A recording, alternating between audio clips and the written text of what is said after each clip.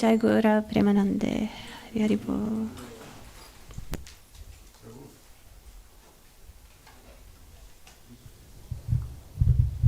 Hare Krishna! Liebe Devotees, willkommen hier bei uns im Krishna-Tempel Zürich. Gibt es jemanden, der kein Deutsch spricht? Englisch, dass ich auf Englisch sprechen könnte? Ja, okay. Dann werde ich so ein bisschen beides machen, Deutsch und Englisch.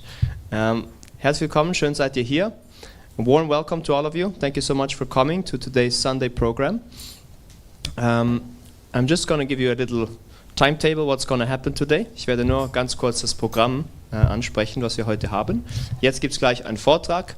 Um 5 Uhr gibt es danach ein Prasadam-Feast, ein vegetarisches Festessen. Von 6 Uhr bis 7 Uhr gibt es einen Japa-Workshop, wo man Meditation ausprobieren kann, hier im Tempelraum. Von 7 bis 8 haben wir eine Tempelzeremonie und dann von 8 bis halb 10 nochmal mehr Mantra singen, so wie wir es jetzt gerade gehabt haben. So right now we'll have a lecture, and then at 5 o'clock there will be a prasadam feast, vegetarian feast for all of you. At 6:15 to 7 there will be a japa workshop in here where you can try meditation on beats. From 7 to 8 we will have a temple ceremony, and then again from 8 to 9:30 more kirtan, more singing of the holy names like we just did now so wonderfully with Lokapavani Mataji and all the kirtaniyas, the musicians, and all of you. And so I would just like to invite His Holiness Bhakti Ananda Tirtha Maharaj to sit on the hot seat and quickly introduce Maharaj. We're very, very fortunate and blessed that he's with us today. Wir sind sehr froh, gesegnet, dass heute seine Heiligkeit Bhakti Ananda Tirtha Swami Maharaj mit uns ist. Maharaj is originally from Croatia. That's also where he joined this Krishna consciousness movement, Bhakti Yoga, and he became a monk in the early 90s, and ever since pursued this path. Did a lot of different services. He was distributing books, but then also he was serving as a temple president, leading a temple in San Diego in the US, and lived there for quite some time, and also was very successful in sharing this knowledge with many people in the US. And since almost 10 years now, Maharaj has taken up this position of sannyasi, which means he's a renounced preacher traveling around, just staying long enough to inspire everybody, and then moving on to another place. And so in this way sharing this wonderful wisdom of Bhakti Yoga. No, and that's how he's been inspiring so many people over the years, because he can be so many places. And so we're very thankful for Maharaj taking this sacrifice of traveling around all the time. It's not as easy as you might think. For those of you who have experienced, no. Also Maharaj ist ursprünglich aus Kroatien, ist dort der Bewegung der Hare Krishnas beigetreten, in den 90er Jahren Mönch geworden und seit da in ganz vielen verschiedenen Tätigkeiten beschäftigt. Er war als Buchverteiler unterwegs, hat das Wissen in Form von Büchern weitergegeben, und ist dann auch Tempelpräsident geworden, also hat einen Ashram geleitet in den USA, in San Diego, für 10 Jahre, und seit nunmehr 10 Jahren ist er unterwegs, überall auf der Welt, und als Sannyasi teilt er das Wissen und die Geheimnisse des Bhakti Yoga mit so vielen Menschen wie möglich, und deswegen sind wir sehr, sehr froh, ist er heute hier bei uns. And today Maharaj will speak a little bit about distribute books. I see there in the in the notes. Upcoming is our Christmas marathon. In this time, in December, devotees all over the world, they make some extra endeavors to share the books of Srila Prabhupada with the world. And so Maharaj will touch on that, the importance of books, and then also in sharing these books. Heute werden wir ein bisschen hören darüber, dass wir diese Bücher von Srila Prabhupada verteilen wollen. Überall auf der Welt dieses Wissen über Bhakti Yoga. Und immer im Monat von Dezember gehen die Gottgeweihten überall auf der Welt auf die Straßen und machen extra Bemühungen, um das Wissen mit allen zu teilen. Und so Maharaj wird uns ein bisschen dahingehend inspirieren, dass wir auch in diese Stimmung kommen können vom Teilen des Krishna-Bewusstseins. So, without further ado, I would like to hand over to His Holiness Bhakti Tirtha Maharaj. Hare Krishna. Just one thing, so alle haben eine Übersetzung. Translations are there also in Russian. Great. And if you want, or if please, I can ask you, come a little closer. Then we have more space in the back for latecomers. They're also welcome still.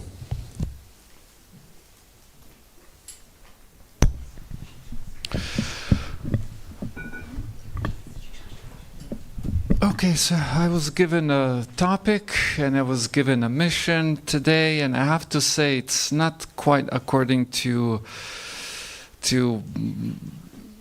my nature.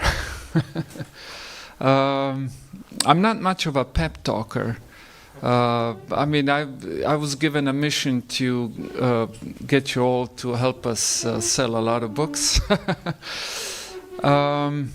I'm really not much of a pep talker, but here comes the garland. Let's do that. It's a pretty one. Pink, my favorite color.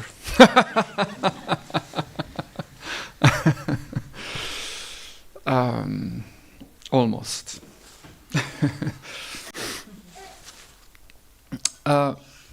So I don't think I'm going to do a pep talk.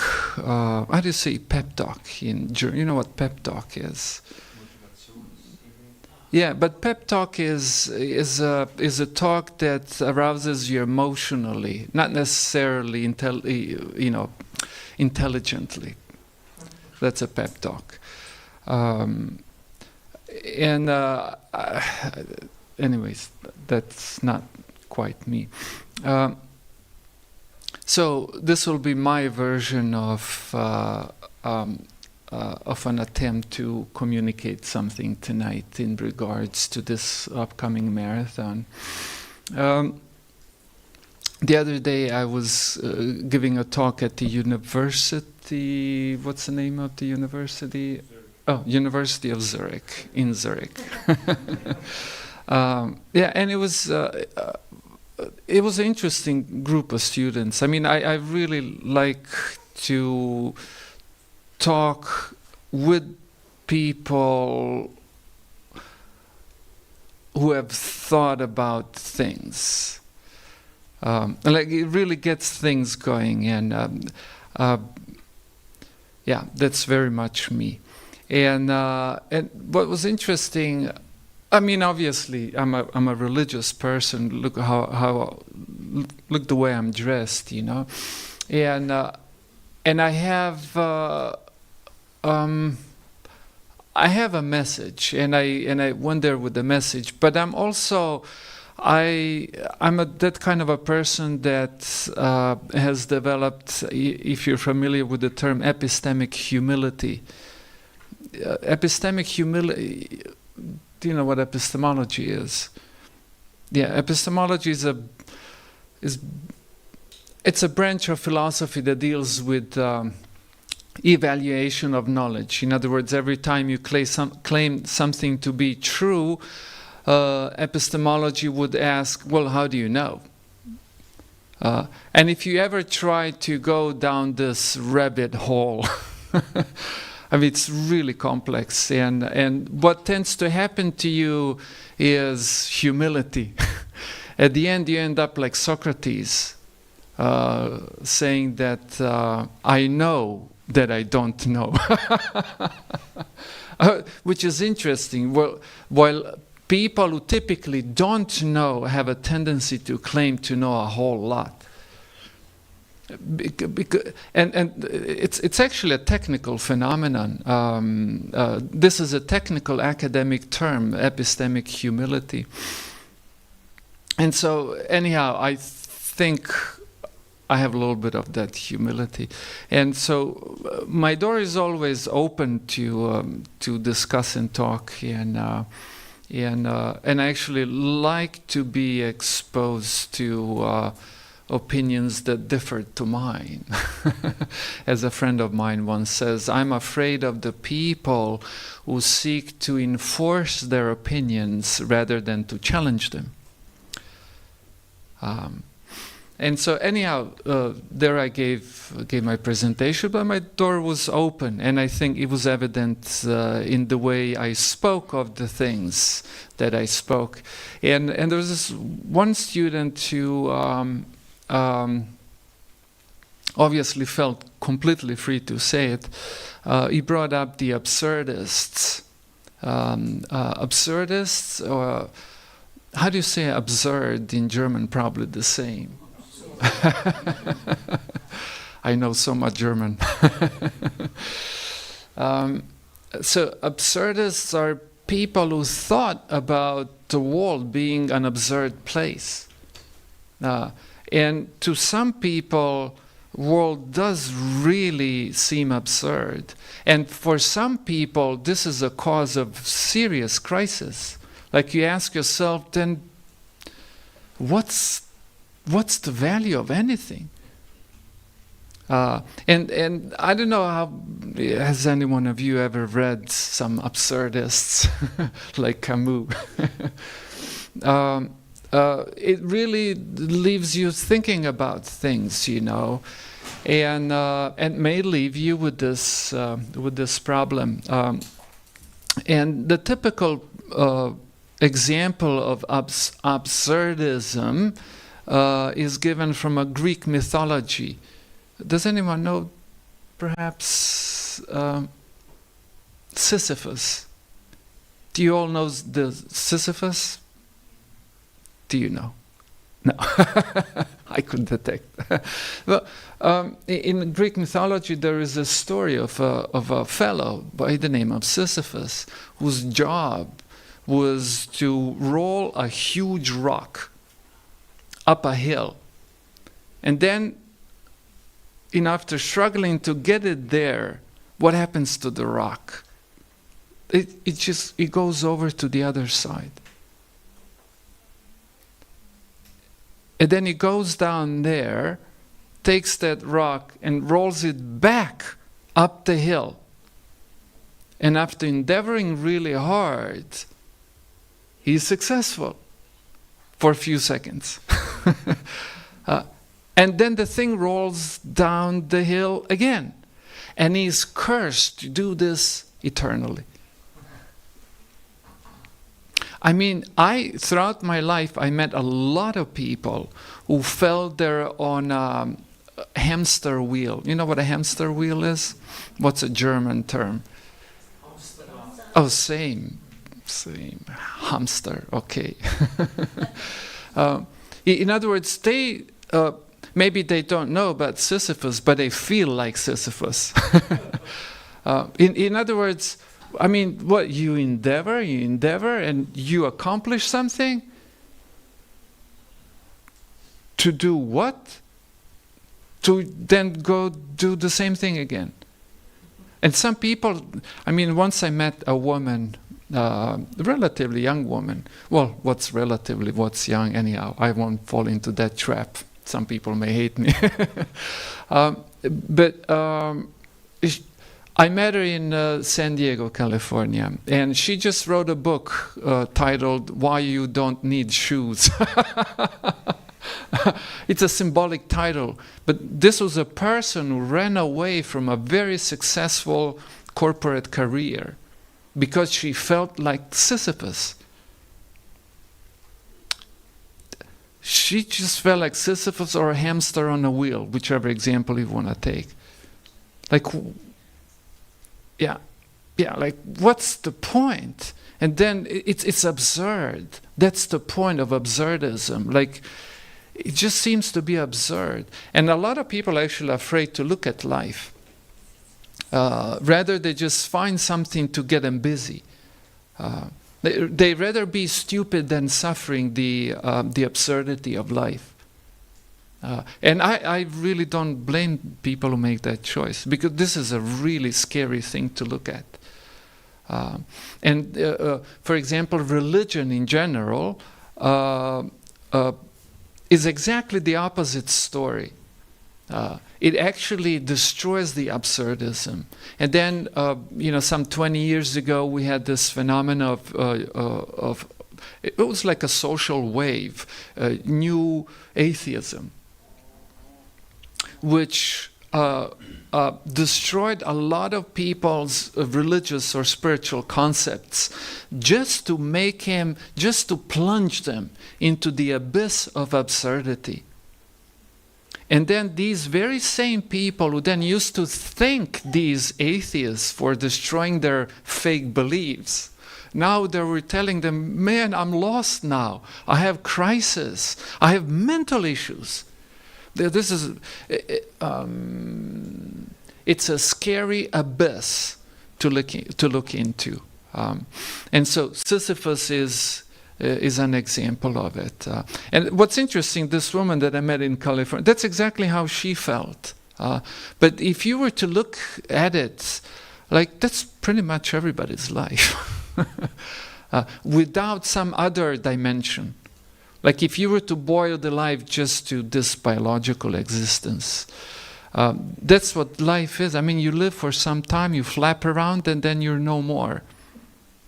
It's absurd. It's absurd as hell. And in the meanwhile, you enjoy, yeah, and you suffer, nay. And there's a book in the Bible that deals with this question. Like really, it is, some people, I hope people don't take offense, but it's the only philosophical book of the Bible. It's called the Book of Ecclesiastes.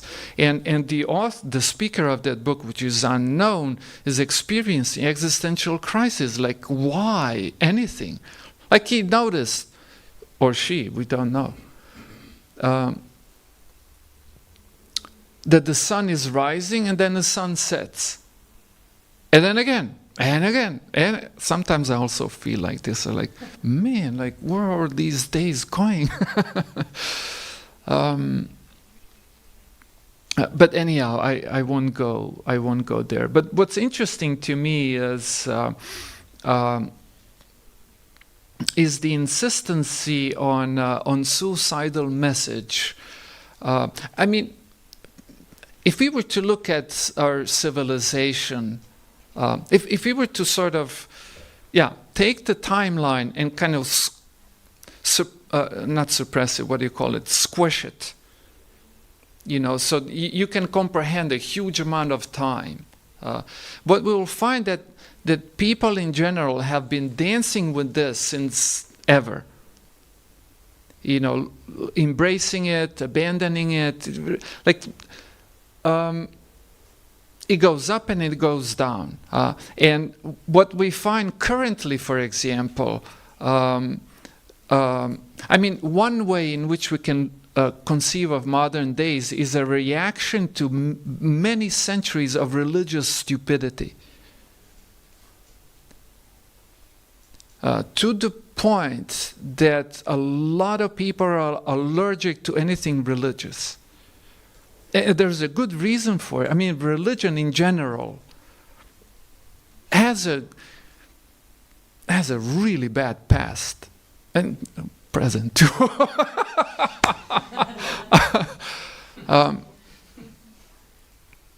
I mean, there's really a lot to be concerned about there. You know, I know myself when I was a teenager, just talking to my local priest and my family and so on, and the people I felt that religion was an offense to my intelligence. Later on, I changed my opinion because I changed my opinion of religion. But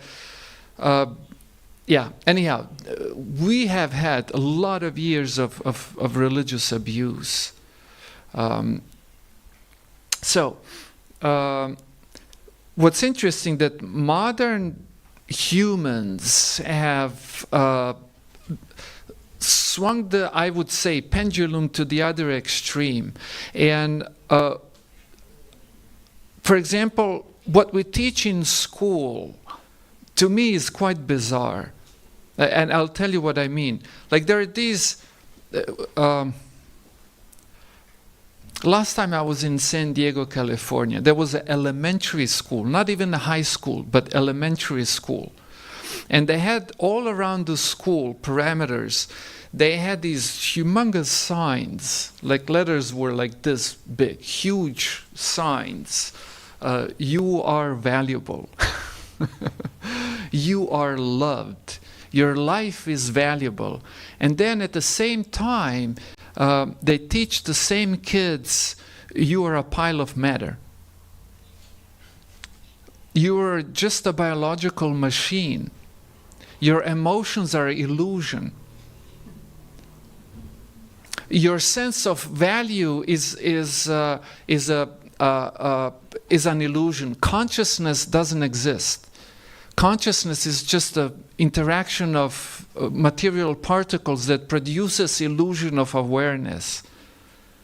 Like this is a very nihilistic message. I don't know if you, sorry to mention it, Newtown, what was the name? Let me see if I wrote it down. Newtown. In the States, there was this, some mentally deranged person went into a school and killed a whole lot of kids. And at the time when this happened, this kind of a thing happened few times in a row. And the American populace was freaking out. And then at that time, Obama was the president of the US, and he was supposed to address these people.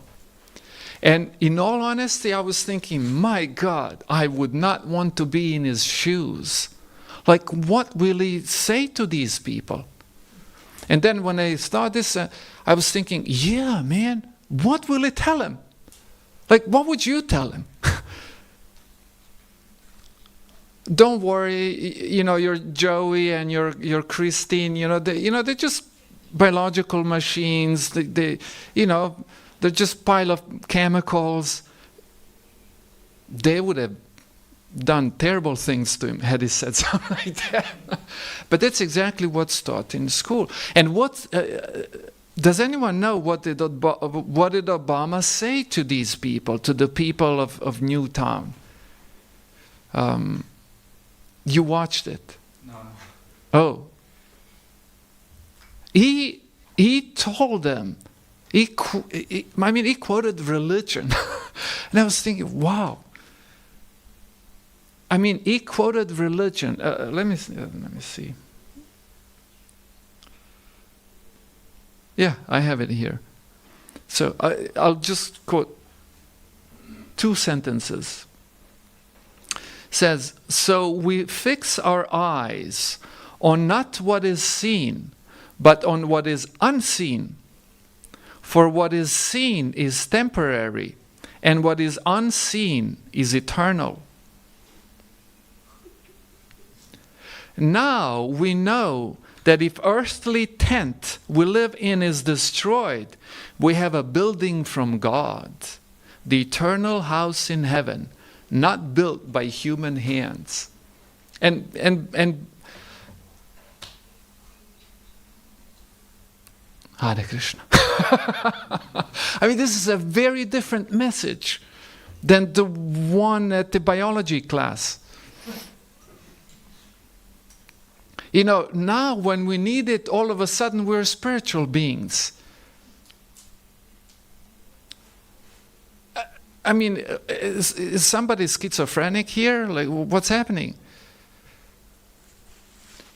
This is a great inconsistency. But so, what I was trying to say is that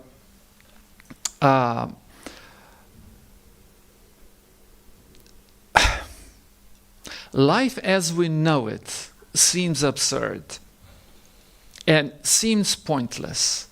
And now I understand there are certain people who just surrender. And they say, no, that's it. You know, it's absurd. I'm going to just live till I live and let it be. You know, I'll just, one who dies with most toys wins. That'll be my game. But then there are other people who decide to try to survive.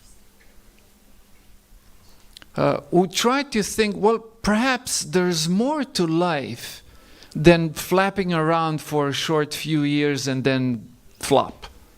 Nothing. And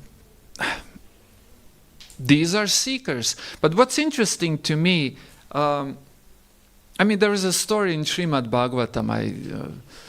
I don't want to spend too much time on this, but there's a story in Srimad Bhagavatam of a fellow who was so committed to suicide. And what's interesting, the attitude of the modern current civilization, pretty much everywhere or anywhere in the world, is that people who are inclined towards suicide are people who are not well. That they are the people who need help. And that we should do everything we can to prevent self-harm of this sort. They even have police at certain places that patrol in San Diego. There's one place where people like to do this. And they have police patrolling there, making sure that no one does it. So, to me, this says something really loud and very powerfully about our own nature. And our nature is such that we actually want to try to live. And if someone doesn't, it's not a healthy situation. And so I have the same attitude towards absurdism. Like if you're an absurdist, I don't think you're well. Because the spiritual message is, we could almost say literally, the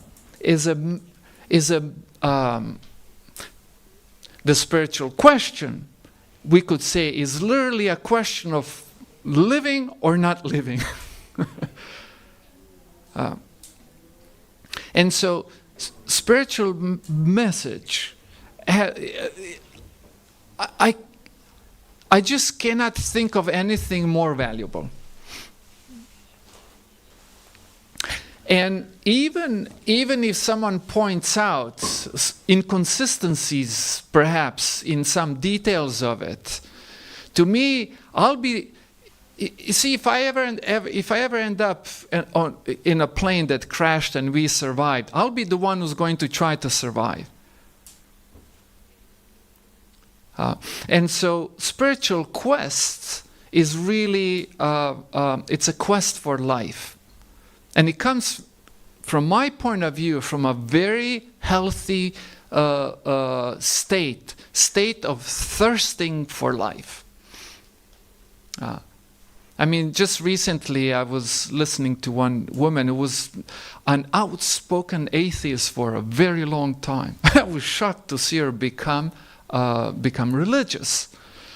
And now she just swung to the other extreme. Now she's a super outspoken religious person. And the thing that made her change was this nihilistic message of atheism, which was contradictory to everything that we are. Like we're life-thirsting beings. When people lose thirst for life, they go on a search.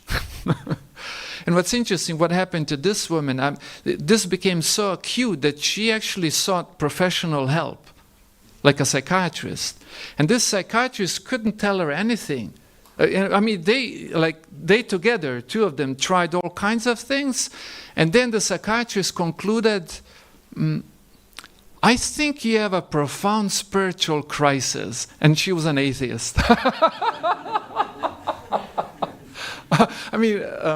I'm not laughing at her, but it is funny. And that really rang in her head. And it set her off on a spiritual search. And now with this attitude, all of a sudden, in the world of religion, she found thirst for life. I don't know about you. I want to enjoy life. I don't want to just flap around. I want to live a prosperous life, full of happiness and thirst, that I wake up in the morning and I'm happy that I woke up and I'm looking forward into the future. And I think that we would all describe that as a healthy life. And so, in essence, the spiritual message, which is definitely the message of Krishna consciousness, is a super non-sectarian message. I mean, like every tradition, we got a whole bunch of our own details, but details are details. I was going to say to hell with them, but they have also their value. but the principle, the major thing, this is very important, and I really think that everyone can tremendously benefit from it. Do you know Nick Nolte? Who knows Nick Nolte? Oh, I guess he's really out of fashion. His career really. I mean, in his days, he was one of the. In 1998, I think he was voted the sexiest man alive.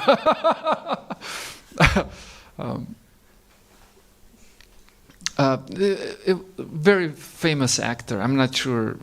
Apparently, he's not so famous anymore. But if you saw a picture of him, I assume you would recognize him.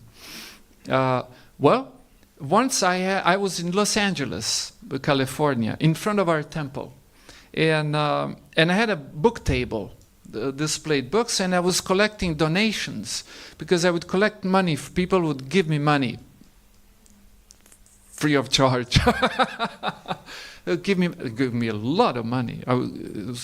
I had huge collections, and then I would buy books, and then I would go to what you call them, coffee shops. What do you call them here? Cafes, yeah, but they're not quite cafes. Yeah, okay, let's call them cafes. Medical offices, like all these places where people sit and chill. And typically they would have racks for literatures, magazines, coffee tables, and I would ask the owners to allow me to display a few books for the customers to read. And so this is LA. In LA, you can bump into a celebrity anytime. I met a lot of celebrities. Patti Smith. Who remembers Patti Smith? You're old enough, I guess. Patti Smith. She's the mother of punk rock. Yeah, her most famous song is not a punk song. That's how it is. Because the night belongs to lovers, if anyone has heard that. You heard that. Because the night belongs to lovers. Da-na-na-na.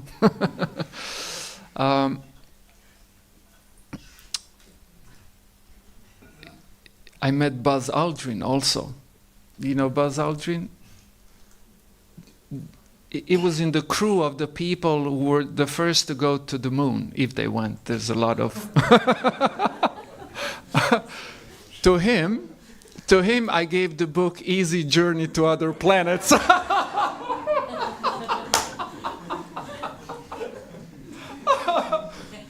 My God. Had I died right afterwards, I felt my life is fulfilled. How many of you have given book Easy Journey to Other Planets to the first person who went to the moon? I'll give you my autograph afterwards.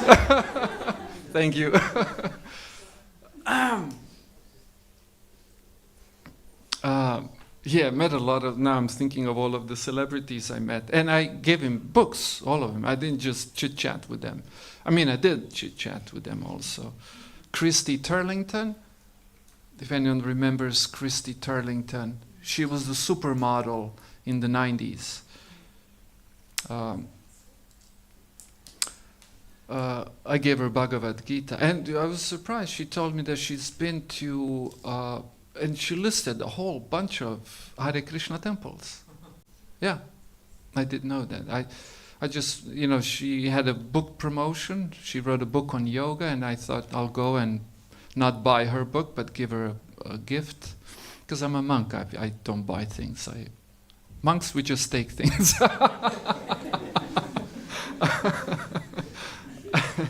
No, but I went there to give her something. So Nick Nolte came. And he asked me what I was doing, and I told him I was collecting money for these books, and I told him what I was doing with the books, and he said, "Man, these books saved my life." And then he pulled out all of the money he had on him, which was $500 and some. And he said, "I'm sorry, this is all I have, but please take."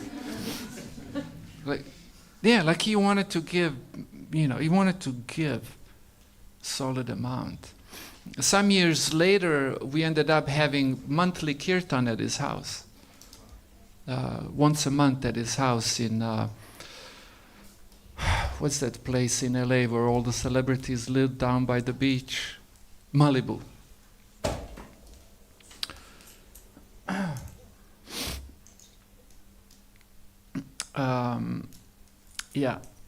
So, I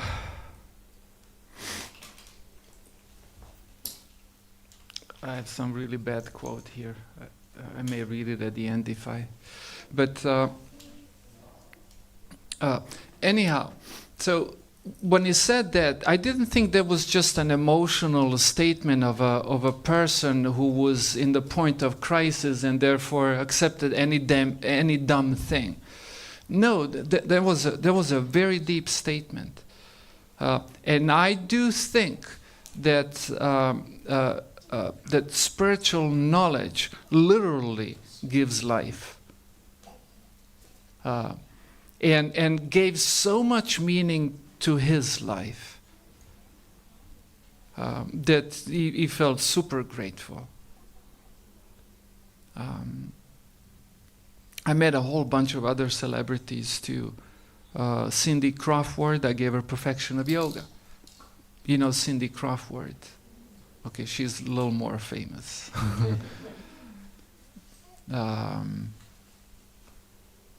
Holly Berry. I forget what book I gave her, or some small book.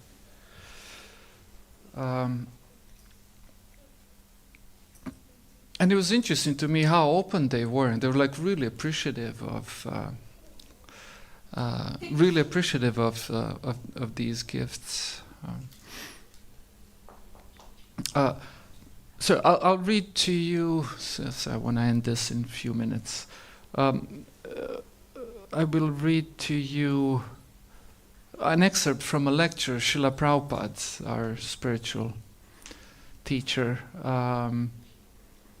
From a lecture he gave in Los Angeles, very famous quote, which I don't know how many of us, I know I didn't quite understand it.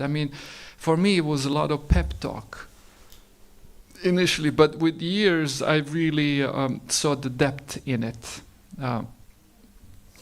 So he's referring to Srimad Bhagavatam, which is one of the literatures that very ancient literature on spiritual knowledge, which Srila Prabhupada himself translated into English. And I don't know whether anyone ever translated Bhagavatam into English completely before him. Maybe, but I never heard of. This is like a spiritual encyclopedia. It's quite a book. It's pretty big, yeah. Comes into many volumes. And he translated this, and this particular morning he was giving a lecture on this book. And so, towards the end of his lecture, this is what he said. These are the Bhagavata. There is no comparison. There is no literature throughout the universe like Srimad Bhagavatam. There is no comparison. There is no competition. Every word is for the good of the human society. Every word, each and every word. Therefore, we stress so much in the book distribution. Somehow or other, if the book goes in one's hand, he will be benefited. At least he will see, oh, they have taken so much trouble. Let me see what is there. If he reads one shloka, means one verse, because Bhagavatam is written in a prose, his life will be success. If he reads one shloka, one word, this is such a nice thing. Therefore, we're stressing so much. Please distribute book, distribute book, distribute book. A greater mridanga. Mridanga is that drum. Oh, it's right there. A greater mridanga. Now, when we chant and play our mridanga, it is heard within this room and maybe a little farther. But this mridanga, we call this, these books, he called them sort of a drum. But this drum, this mridanga, the book, will go home to home, country to country, community to community. This mridanga, this is a great mridanga, great drum, yeah. So like you play music and it's heard in this room and maybe next places. Once you print a book, it goes on. Especially this kind of literature. This is a literature that you buy for generations. Like you read yourself and you leave it for your posterity. Like that. Srila Prabhupada used to quote, used to refer to communists, because Prabhupada grew up in India, and he said that communists would sometimes rain down leaflets. Like a plane would fly over a village and just drop like 1 million leaflets, you know. There would literally, there would be rain-like experience. And so sometimes he would say that we should also like that, not drop leaflets. Well, maybe that too. Probably would get a fine from the city of Zurich for polluting, for littering around. But Srila Prabhupada really had this passion to, what's interesting, not to convert people to a sect, but to really extend this valuable information everywhere. And what's interesting, for the most part, people are social animals. You know, whatever's popular, everyone does it. Someone should tell men that skinny jeans don't look good on him. Just joking. As a joke, serious joke. May not come out of your life. But we're social animals, and you know, when something becomes popular, like, it's interesting how few people even think what's the value of it. It's just, so why not make not sectarian knowledge, but universal spiritual information? Why not make that popular? And that is. Srila Prabhupada had great passion about that, and he instilled that passion in many of us, definitely instilled it in me. I mean, that's all I do pretty much, try to talk people into it. How am I doing? I mean, now I have a really horrible quote. I'll take the risk. I'm going to quote Goebbels, how do you say that? Yeah. Yeah, the infamous one. The horrible one.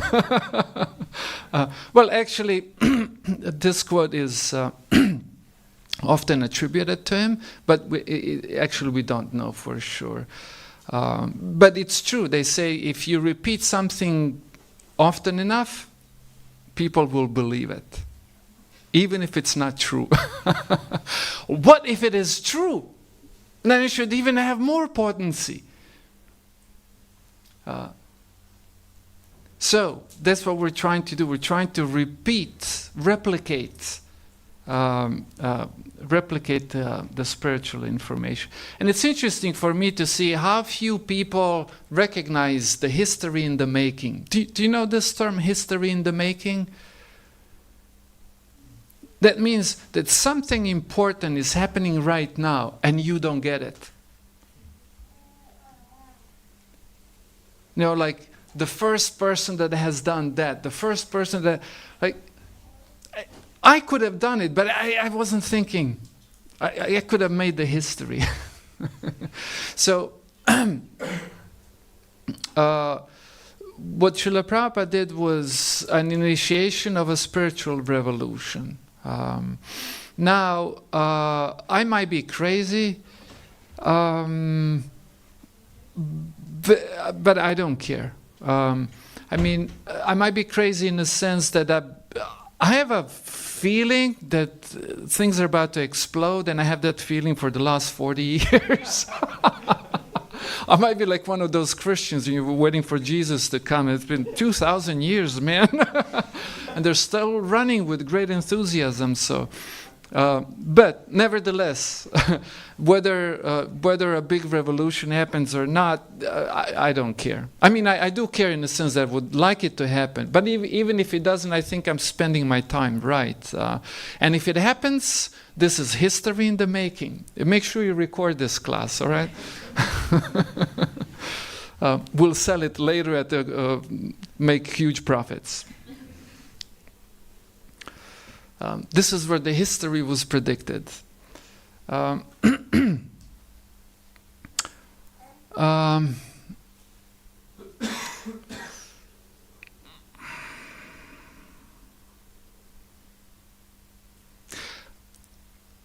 you don't mind. I'll take maybe like 5 or so minutes. It'll probably bother some of you or maybe bore you, but please bear with me if you have enough of charity in you to give me 5 minutes. I'd like to tell you different ways that over the years that I myself thought of when how to do what I think is a great thing, which is very specifically to distribute books of spiritual knowledge. Well, first when I came in contact with the Hare Krishna movement, I saw that there was a lot of people who were, I mean, I was impressed. I mean, they're like amazing. They would go out like so relaxed and just like talk to people, and the books would just go out. And then in like 2-3 hours, this friend of mine has distributed over 300 books, and these are like solid books, you know. People gave him a whole lot of money, and then I thought, well, this is really nice, you know. Like, and then I tried to do it, and no one cared about me. I was just standing there like, I don't know how they did it. But I really felt connection with this activity. I thought that this is really nice, you know, to you know, in social acceptable ways, make this knowledge popular, you know, distribute it around, make it available to people, and so on. But I didn't know how these guys were doing it. I mean, that was absolute mysticism to me. Even now, yeah, I don't know how they do it. Those who do it like that. But I came up with other ways to help with this mission. That's how I met Nick Nolte. I would collect money from people, like people who had a similar passion. You know, they would give me the money, and I would buy the books, and I would drive all along Los Angeles, and I would go to all these coffee shops, beauty parlors, restaurants, UPS, that's like postal offices. I mean, wherever people had tables and bookshelves, and I would just leave there a few books for, and when like this as a monk, I would tell him I'm a monk. These are spiritual books. I have them sponsored. If you would allow me, I would like to leave here for your customers to read, and it was never a problem. Then later on, I started to put them in hotel rooms. So very often now, when you go to America, if you check into a hotel, if you open the, what do you call that, nightstand, there is Bhagavad Gita or some such literature. I really liked coffee shops. I think I mentioned about 3-4 times by now.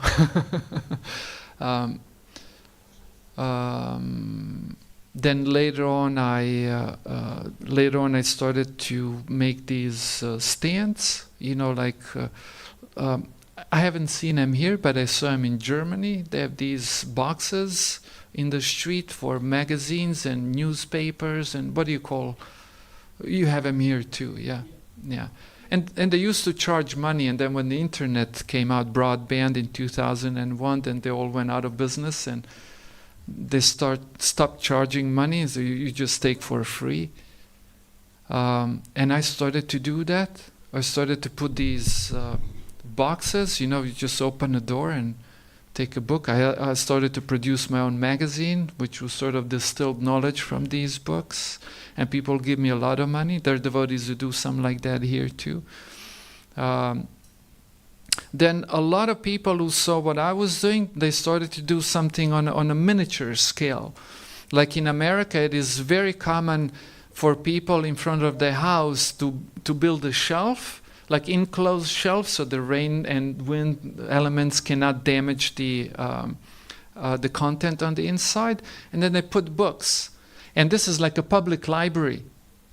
And there's a title, you put like exchange bookshelf. And what you do, if you want to read something, you take.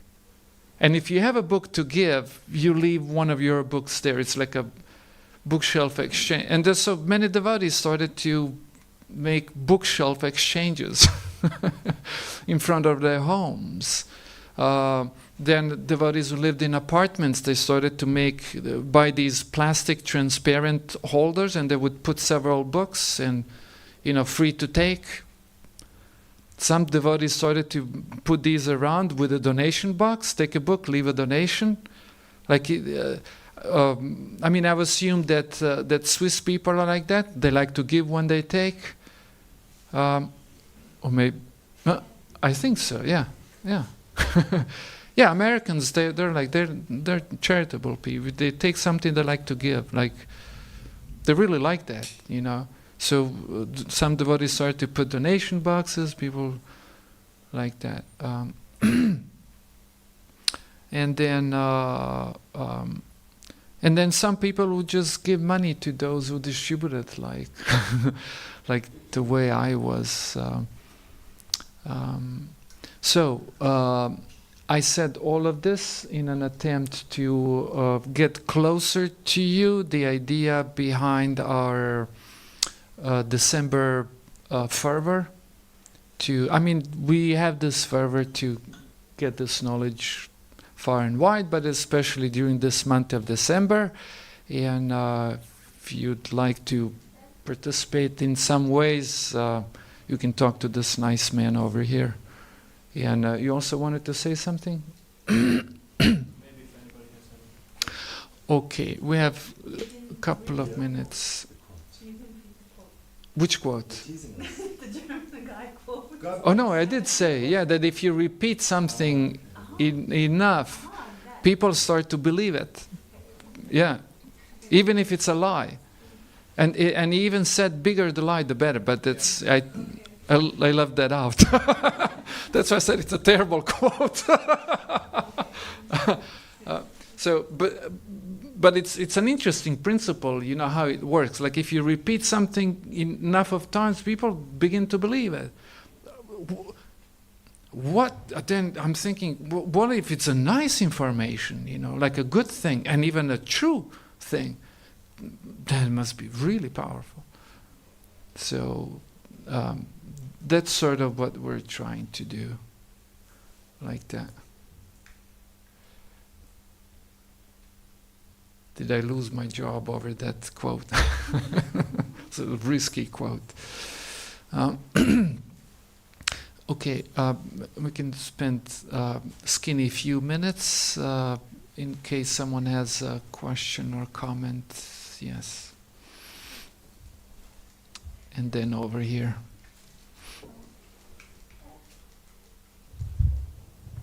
Maharaj, I was thinking about how would you, like something that I struggle with is approaching people who are like businessmen, and generally I go with businesswomen and they usually stop.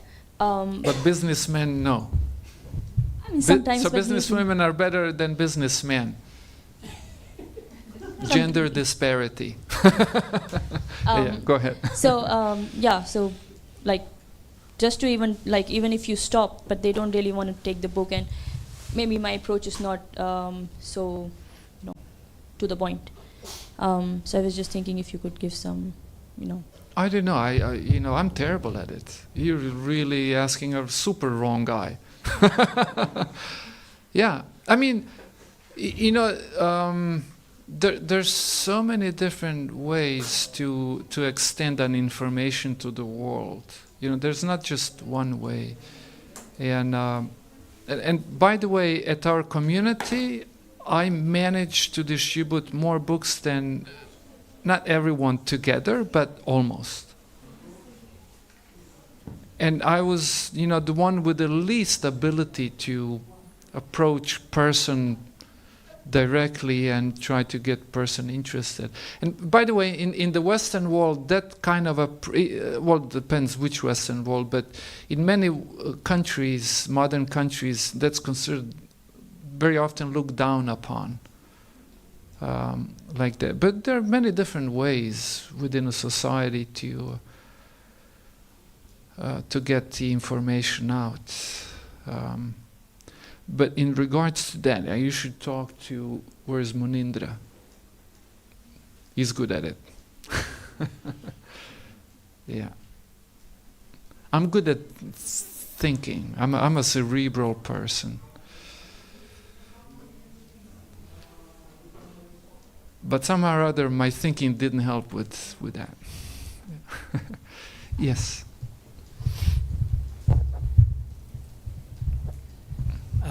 You mentioned the hamster wheel or the Sisyphus anecdote, or no, how do you call it? Sisyphus task.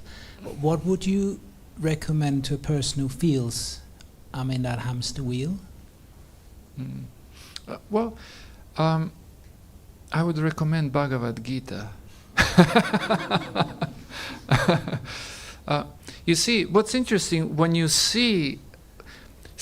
when you look at the Sisyphus job, it looks as absurd as hell. And absurdity, Kafka, if any one of you read Kafka was really good at pointing out absurdity of things. And what absurd does to you, it grinds the wheels in your head, because things just don't make sense, like you're searching for meaning and the universe is silent, and like all of these they point out these strong contradictions, but these contradictions are only contradictions if you're thinking of your life as this one life right now, your little biological existence of few short years. I mean, I'm 50 and I still can't get rid of the feeling that only 15, 20 years passed. I mean, that's why I say short years. Like, life is really short. I didn't know where my life went. Probably I didn't suffer too much, but when you suffer, then time seems to be dragging. Just thought of it now. If you think of yourself as a soul, a spiritual creation, a spiritual being that does not die at the death of the body, but goes on into transcendental eternity, then you have a different picture. You know, you don't have the picture of a life where it's like a dream, you know. You dream and then you wake up. And the fact that it ended makes it pointless. So somehow or other it has to continue for it to have some kind of a meaning. You know, that's the antidote to this finiteness. I just coined that word. I'm not sure whether it exists. Like finiteness.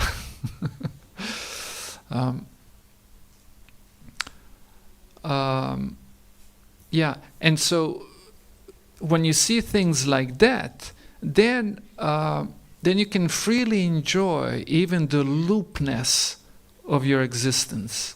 Like every day I do same. Every day is the same.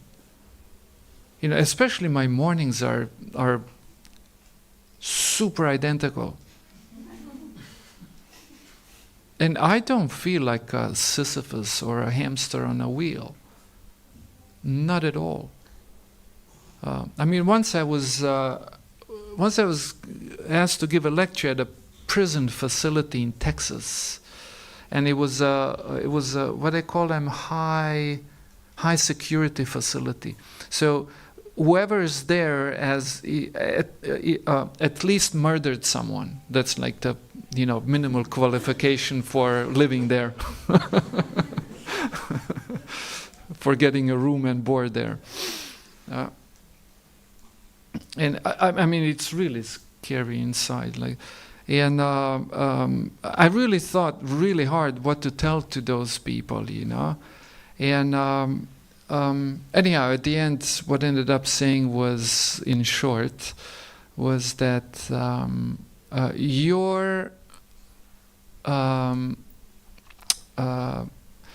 your sensual activities are curtailed, are limited.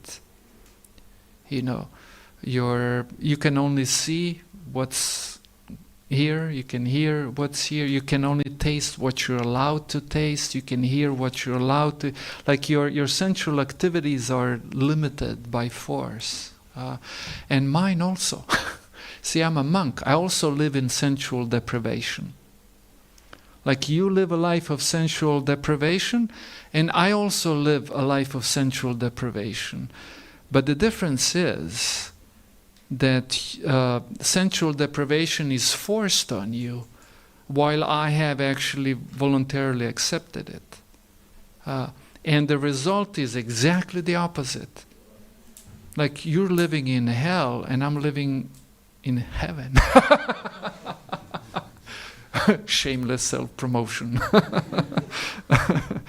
And the message was, look, dude, you're already here, you're sensually deprived. Imagine if you just took that sensual deprivation by your own choice for a good reason. I mean, what is meditation? Meditation is a voluntary sensual deprivation. You don't eat, you don't go anywhere, you don't hear. You just like reduce everything. Reduce even your thinking. And people in it find rejuvenation.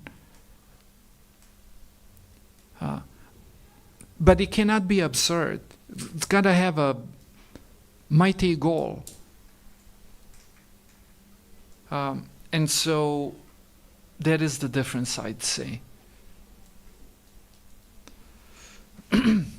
By the way, according to some statistics, at least in the States, seems like there is religious, what you call it, renaissance.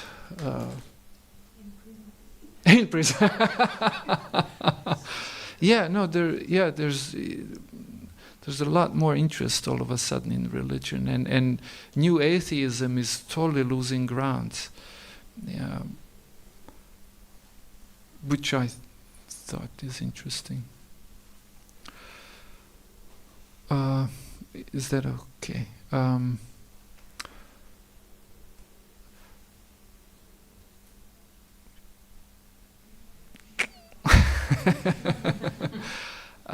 Well, it's your show, so you call the shots. There are 2 more hands. 3. So that means March can, after class, maybe Yeah. spend some time with them. Yeah. Just also in order for the others not to Yeah. wait. Although I'm sure it would be beneficial, but Yeah. No, that's a good point. Yeah. yes. I want to thank March very much. So I think he showed us many ways also of being innovative in book distribution. And I feel like having personalities like Maharaj amongst us is a really good example of how powerful these books are, how much they inspire so many devotees, so many people from different walks of life and who are also very, very intelligent.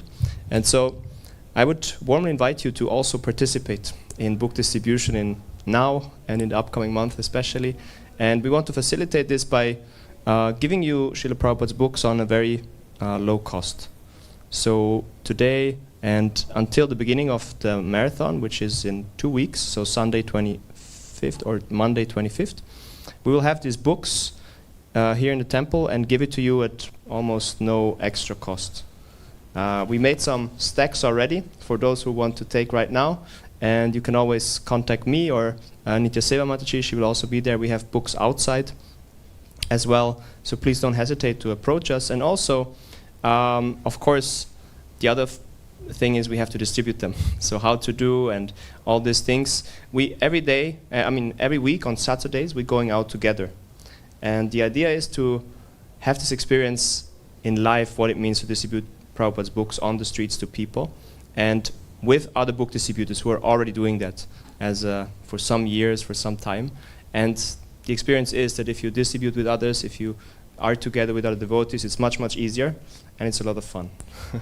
And that's why I would like to invite all of you to join us one day, and either next Saturday or Saturday in 2 weeks, to go on the streets and share these books. And actually, results are always coming. And just today, for example, we have Shu with us. He's here for the first time. We gave him some books 2 weeks ago or so, and he was very much into it, and today he's here. And like this, we see how actually these books really inspire many people to come in contact with Bhakti Yoga. And so we would warmly like to invite you to join us also in sharing them. And if you want more information, please approach Nitya Seva Mataji or myself and get some for yourself also. Thank you very much. Without holding you for much longer, there's prasadam outside, so please don't be shy and go get your portion. And then at 6:15 again we will meet here for the Japa workshop. Srila Prabhupada ki jai. Srila Prabhupada Transcendental Book Distribution ki jai. His Holiness Bhakti Tirtha Maharaj ki jai. Nitai Gaur Premanande.